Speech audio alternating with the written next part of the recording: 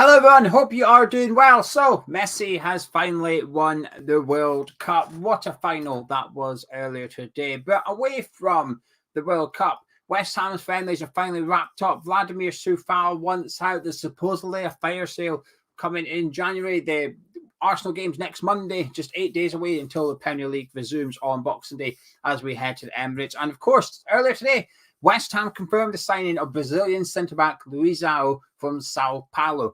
No picture of him in a West Ham shirt yet, so one can only assume he did his medical in Brazil and he hasn't actually travelled to London yet.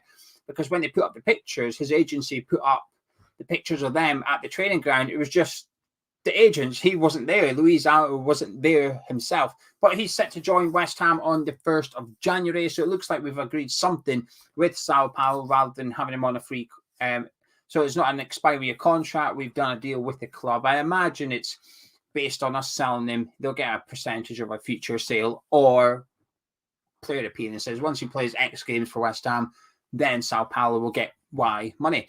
Anyway, welcome to Live with Gio. It's been a little while, but I thought, you know what? I'm just going to go live tonight. Didn't really know what to talk about for a topic, but there was a couple of bitty ones like Luizao, and I want to talk about Vladimir Coufal. Gonzo covered it the other day. My opinion is slightly different. My opinion is slightly different to Gonzo. But with Live with Gio, of course, live chat is open. So if you are watching live, please get your comments in. I'll be having a little look at what you are saying as well with the topics that I'm discussing.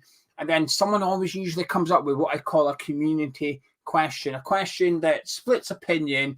I click on it, I read it out, and then everybody gives their answers, and I see what you're all saying. I pick up the general vibe from you all as well. So if you're watching live and you've got a good question that could split opinion, that you'd like to know the opinion of other West Ham fans, put it in.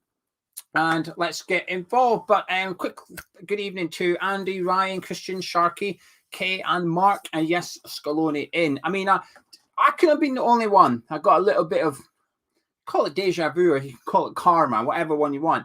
But conceding a last-minute goal in a final to make it 3-3 and go to penalties. I guess the big difference today is Scaloni went on to win that game. But yeah, there must have been an element of deja vu for Scaloni standing on the touchline there. I wonder if he had PTSD about the FA Cup final. But anyway, shall we talk about Vladimir Coufal? I'm going to do that first. I'll talk about Coufal first. But just again, quickly, take a look. Poppy, Daniel, Lovro, and Christopher, good evening. Thank you for joining me. Vladimir Coufal. So the article came out on Friday, which is, I'll be honest with you, an unhelpful time for it to come out. Coufal has spoken to the Czech media. That's where this story has come from. And he's basically been stating that he's unhappy with his lack of playing time at West Ham, that he's approached David Moyes for answers regarding his lack of playing time. And he hasn't had any answers, so he doesn't know why he's not playing. And he basically goes on to say that he needs more game time. He doesn't want to be sat on the bench like he was so far this season. And he's quite open about potentially leaving West Ham, and just goes on to say that he wishes to remain in the Premier League. If he does leave West Ham, whether it's in January or in the summer at the end of his contract, he wants to stay in the Premier League. Now, he has been sporadically linked to a couple of clubs, Fulham, Bournemouth, those kind of clubs, which, if you're Coufal and those other teams interested in you, that's got to tell you something. Now, I don't actually, just give me 1 second. Very unprofessional, but apologies for this. Myself and Gonzo going live at 9:15 on the Patreon channel to do the player ratings from the Fulham games. I'm just double checking Gonzo's available for 9:15. It's all set up on Patreon. So you're watching this in your Patreon, 9:15, we're live talking about the Fulham game. Anyways, for Coufal, do you know how he said, I don't know why I'm not playing, I want answers. Now, there's been quite a bit of a pile-on about Moyes from myself, from Gonzo, from other people, about his lack of communication with players. And it was a large part of it was down to Alex Kral's story and the way he told the story about how he would be ignored by David Moyes and he'd go in his car, he'd let his emotions out. And it's not a nice thing to hear. And I think that triggers an emotional response from you naturally as a human being. Now Ryan's a West Ham fan. But what I have to say in this case is, in a really weird way, I was like, well, at least Moyes treats everybody the same. Coufal can't get answers as well. So it's not just Kral, it's every player struggles to break down that barrier with David Moyes. Now, I'm not saying I agree with Moyes' management style. I'm not saying that, but there's consistency here. And I guess to some extent, even though I don't agree with it, it may not be a bad thing, a good thing, sorry, how he treats the players. At least he's consistent in his treatment. But with Coufal, and he says he doesn't know why he's not playing. Come on, mate. Come on, Vladimir. I'm sorry. I'm actually sort of Team David Moyes on this one. I know why you're not playing. West Ham fans know why you're not playing, and he should know why he's not playing. He's not been good enough. If Coufal had been performing well enough, he'd be playing. It's as simple as that, as far as I'm concerned. Now, he's actually racked up quite a lot of appearances for somebody not happy with his game time, because he's obviously been used in the Conference League. And I think Coufal's complaints is more around the fact that he's been dropped as the Premier League right back. He's no longer first choice right back. And that used to be his shirt. He used to be that was his position, nailed down starter right back every single game. And last season was not good enough for him. He was not good enough last season. He wasn't. And he had to go get surgery. So it was a sort of a case of, okay, well, maybe that explains his dip in form. Maybe he needs surgery to get back to his best. Well, he's had that now. He's had a pre-season now, and he's still not back to his best. So actually, when I read it, I thought, I don't know what you're complaining about here, to be honest with you, mate. I don't know what you're complaining about. You're not playing because you're not playing well enough. I don't know. Like I said, I struggle to lay into Moyes about it. The communication thing, that's a different argument. I'd rather Moyes was a bit better with his people, of course. I'd rather that wasn't an issue and players weren't mentally unhappy because of David Moyes.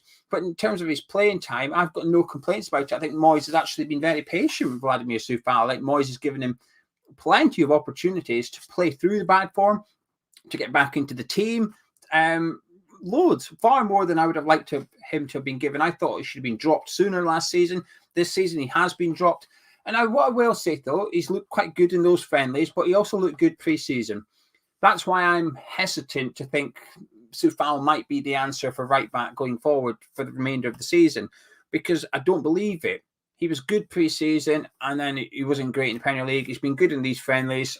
I'm not expecting him to be good. I want a right back in January. I keep going on about it, I know, but I think that's the most important position for us to fix up in the January transfer window. I don't want Kerr there. It's not worked. Ben Johnson, he's fine there, but going forward, not great, and is needed elsewhere in the team quite often as well.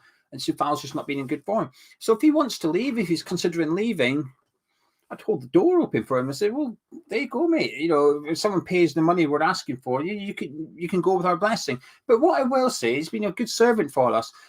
While I've got complaints about Coufal's form, I've never once had a complaint about his attitude, his work ethic. You know, you hear stories all the time about, you know, him taking the bus to training, so on and so forth. As a person, he comes across thoroughly professional. On the pitch, gives us everything. Always works his nuts off for West Ham.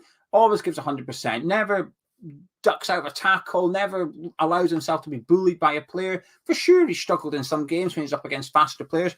That's fine. That's going to happen. But the work rate is there from him. He's never lazy. Nothing. You know, every game just gives it 100%. Even if we're getting beat, even if some of the players look like they're a little bit giving up, Coufal's never once done that. So I've got a lot of compliments for Vladimir Coufal. And the circumstances in which we signed him was a little bit rushed. Ryan Fredericks got injured. We was like, oh, crap, right, okay, Souček knows this guy and recommends him. We've done a little bit. We'll get him in. And that first season, he was magnificent. For $5 million, he looked like a right bargain. A huge part of why we finished 6th in the league that season. Him and Crespo were racking up assists. So he's been a fantastic servant to West Ham. But the last 18 months, he's not been good enough. It's simple as that, as far as I'm concerned. So if he wants to go, he goes with my blessing. And I wouldn't be bothered, because I think we need to upgrade that position anyway. It would just force Moyes to upgrade it. Because if we can keep Coufal for the rest of the season, we're not going to do anything with the right back spot in January. We won't touch a right back. But if Coufal demands a move, it means that we've then got to go and get somebody in. Whether that is Juranovic of Celtic or somebody else, and I hope it is Juranovic, we'll have to wait and see. I'm not keen on Wan-Bissaka. There's a couple of people in the comments the other day saying they're not too keen on Wan-Bissaka either, which I'm pleased with. I like it to some extent that I'm not the only one that's a little bit wary. It reassures me a little bit of my opinion, which I need sometimes. I can be a bit fragile. But anyway, so that's my thing on Coufal. Sorry, mate, but you've not played well enough. And I hope he turns his form around. He goes on to play well for West Ham. Not too confident he will. Now, before we talk about Luizao, and I've got a bit about Ben Johnson, depending on time, because like I said, I'm going live with Gonzo at 15:15, so I need to be off in 15 minutes. But let's have a look at what you're all saying. Lovebro says, if there's no replacement for Vlad, there is no way he leaves. For context, Vladimir Coufal's got 6 months to go on his contract, but West Ham have a 2-year clause in there. I genuinely don't know this. I might find out, but if someone does know, let me know. The question is, obviously, on the 1st of January, in normal circumstances, he can negotiate with foreign clubs. So Bayer Leverkusen apparently really want him. 1st of January, he's free to negotiate and sign a pre-contract agreement. However, because West Ham have got that clause in there, which is we can trigger an option and add 2 years to his contract automatically, can Coufal still do that pre-contract? Because then what happens if come March, he's done it, and we're like, oh, we want to activate our thing, but we can't now.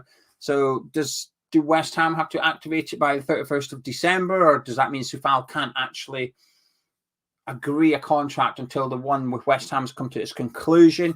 I genuinely don't know the answer to that. So if you do know, let me know. I'm going to find out if possible.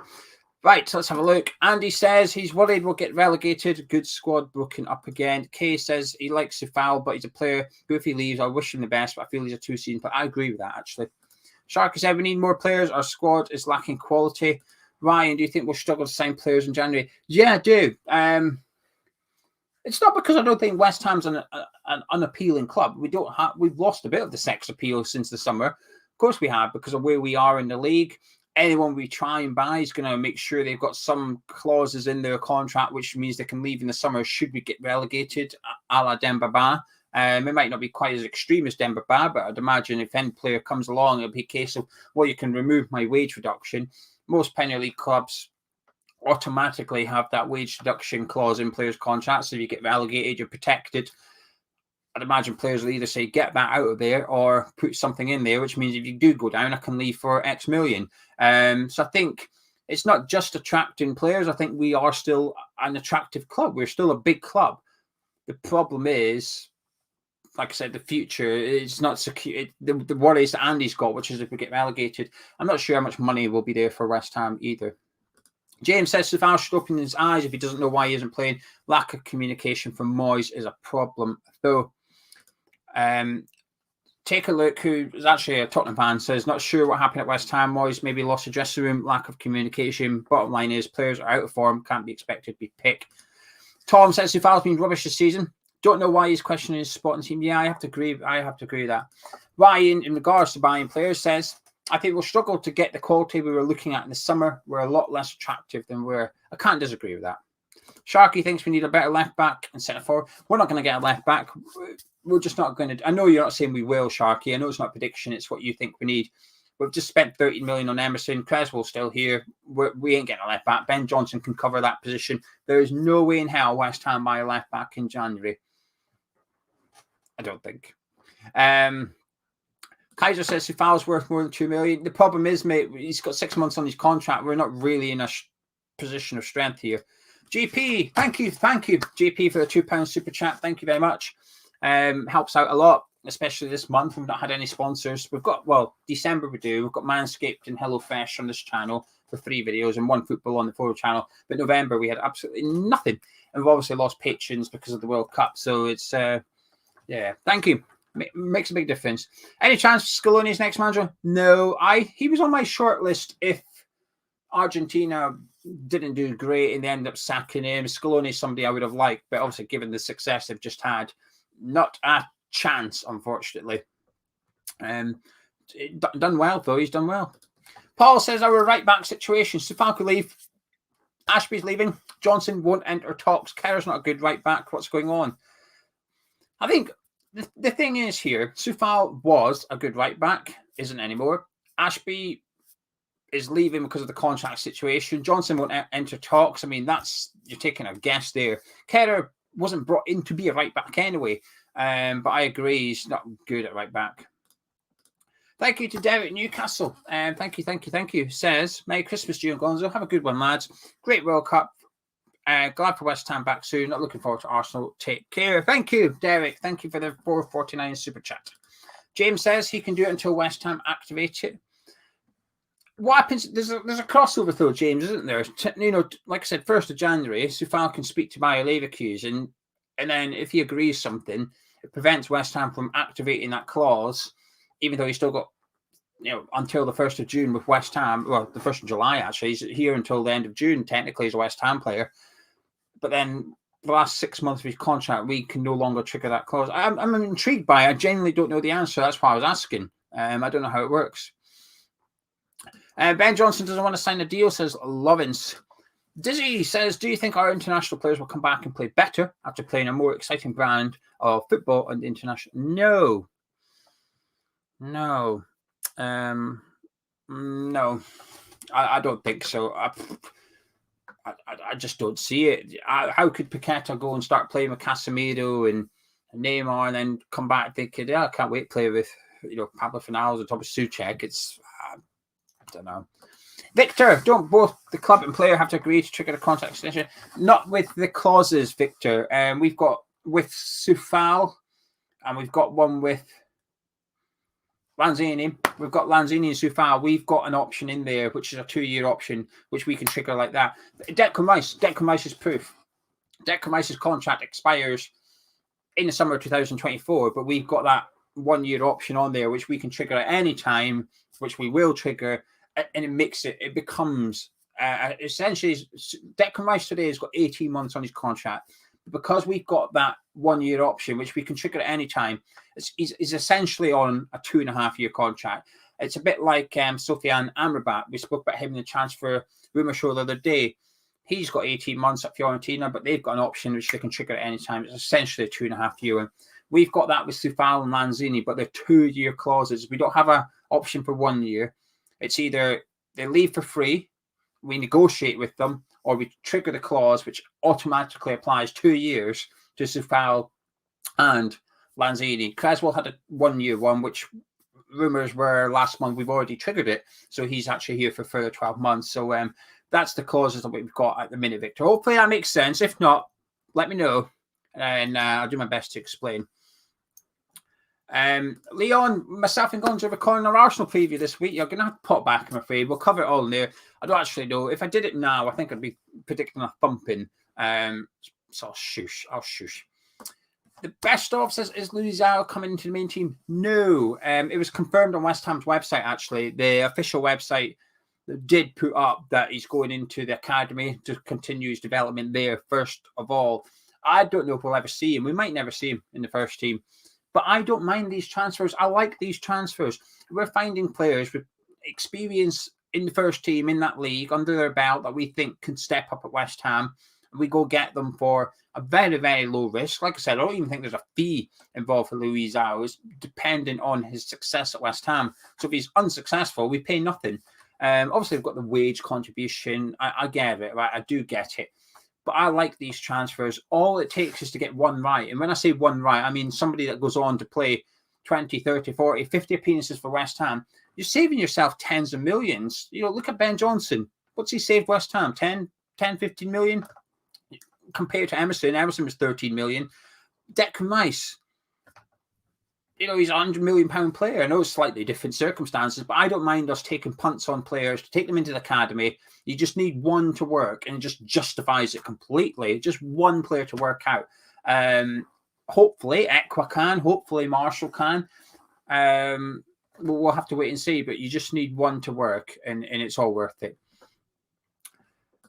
Adam says we could have got Tagliafico for $5 million in the summer. Looks like Wan-Bissaka might be on his way over to us. I think he's going to Wolves. I'm convinced I read somewhere Wan-Bissaka's going to Wolves, because we'll get onto that. I think we have enough for 2 positions in January. Which 2 do you think we'll get? I hope we get a right back, Adam.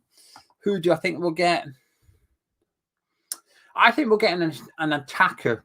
And when I say an attacker, I'm leaving that vague for a reason. I don't know if he'll be an out-and-out striker. Someone like Ben Bertrand Diaz, but not Ben Bertrand Diaz. Someone that can play up front and or on the wings or something.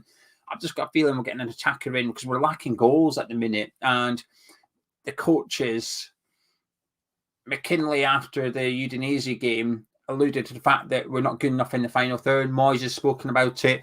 So I think rather than, before you say, oh, it's because of how we play, I do not disagree, okay? I do not disagree. It's how we play, not the personnel.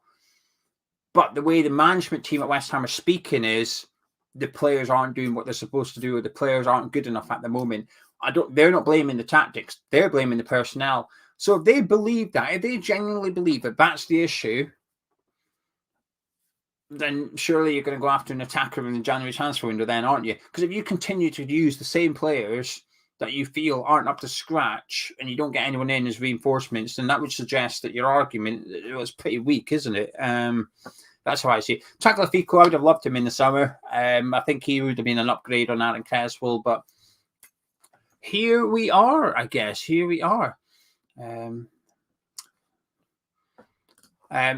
Mikey says Moyes letting Coufal go and sticking with Dumb and Dumber is an absolute travesty. He needs to go and take Lanzini with him. I've got hope for Lanzini, if I'm honest with you. I've got a little bit of hope, but we'll wait and see. As for Coufal, I can understand letting Coufal go. He's been very underwhelming for me. Scarborough says Isaiah Jones or Juranovic. Now, Jones is somebody in the summer I would have loved to come to West Ham, but I have to be honest. Since Michael Carrick's gone into Borough, he's moved him forward now, but he's previously under Wilder, Borough were playing with a back three. Jones was a right wing back, excelled in that position, but now Carrick switched to back four and moved him further up the pitch. So he's actually playing as a right winger rather than a right back. So I think it would be quite risky, actually, to bring Jones in as a right back.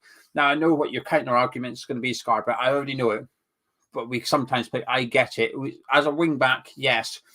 But I guess that depends, doesn't it? What is the intention to do for the remainder of the season? The friendlies would suggest we are playing back four, and that we haven't flinched from a back four. 3 friendlies, never once did we play wing backs in any of those 3. Not even for 10 minutes. All 90 minutes, 270 minutes of friendlies, 4 at the back. So I don't know if we're binning off this wing backs idea. We've accepted that we don't have the players capable of playing it. I mean, I wouldn't say they're incorrect. We don't. But I think to then invest in wing backs in January would be it's going to cost a lot of money, isn't it? And I don't think we're going to have loads of money. Right. I'm going to start wrapping up because Gonzo will be waiting for me in a minute. Dabs says, I know he's left wing back, but I want Lamptey. He's right wing back, Dabs. He's a right wing back. You're all right. You can have him on the right-hand side. He's a right wing back at Brighton. Don't you worry about it. Lauren says, when do we think Scar's will be ready for the team? 2 years. I like that guy. I like that comment. Lawrence, I like that. You're giving him 2 years. There's no, let's get him in the team now. I like that. I like patience when it comes to the youngsters. I think 2 or 3 years before we even see him playing 5 games a season for us. And that's okay. He's literally just turned 17. In 2 years' time, he'll be 19. That's still a really good age to be stepping up into the first team. If he's in the first team in 2 or 3 seasons, he's done fantastically well at West Ham and, well, is on route for a really good season. Scarborough said Juranovic is solid and probably prefer him. I agree. I think he'd be a really, really good signing. Sam says we need to go and sign Cornet. We need to go find Cornet. Take a look says Kyle Walker-Peters from Southampton. See, I wouldn't be against him. I think he's a fantastic player, but they've obviously got Livramento, who's permanently injured. So I don't know if they'll be letting him go, Walker-Peters, because then they've got to play Valerie, who once upon a time looked all right, but he looked a bit rubbish since then. John says, sell all 3. Vladimir, Coufal, thank you very much. Thanks for your service. Let's face it, they're not very good, and I'm getting 1 good player for the price of 3. Regards, Irish John. Thank you, John. Hope you are well. And Alan says, Merry Christmas. Keep up the great chat for the Hammers. Thank you. Thank you very much. Dizzy, we've not actually heard about Skamaka's injury, but there was video footage from the game. Declan Rice was at Craven Cottage. He was covered up in a blanket or whatever. He was there watching the boys, and Skamaka went up with him. When Skamaka came off, he went up and sat with Declan, covered him up with a blanket. That's got to be a small positive against the fact that he's not left the ground or anything like that. There's not been any word, which, by the way, I like it. Keep Shatum, West Ham. Don't release any news. Let Arsenal guess. Let Arsenal try and work out if Skamaka's fit or not, if Antonio's fit or not. keep it in-house. So when the lineup comes out, well, they get their lineups an hour and 15 minutes before the game. But when they get their lineups, when Arteta gets his team sheet through, there's a surprise on there. It's either Scamacca or it's Antonio or it's someone different, Jared Boyd. Let Arteta guess. Don't let him know who's going to be fit. So I hope the club keep it quiet. Obviously, I praise Scamacca's fit and starts, but the club keep it buttoned. Right, I'm going to disappear now because I'm off to do a video with Gonzo on Patreon where we do the full and player ratings. Massive thank you to everybody that's joined me live. And if you're watching on playback, massive thank you to you as well. If you enjoyed this video, please drop a like on it by clicking the thumbs up. And just lastly, thank you again to Derek Newcastle and GP for the super chats. Makes a big, big difference to the channel. Appreciate it very much. And I shall catch you tomorrow. We've got a busy week with Hammers Chat. I'm interviewing another former player tomorrow. And that interview will hopefully go up on Tuesday or Wednesday. Then we've got the Arsenal preview coming back.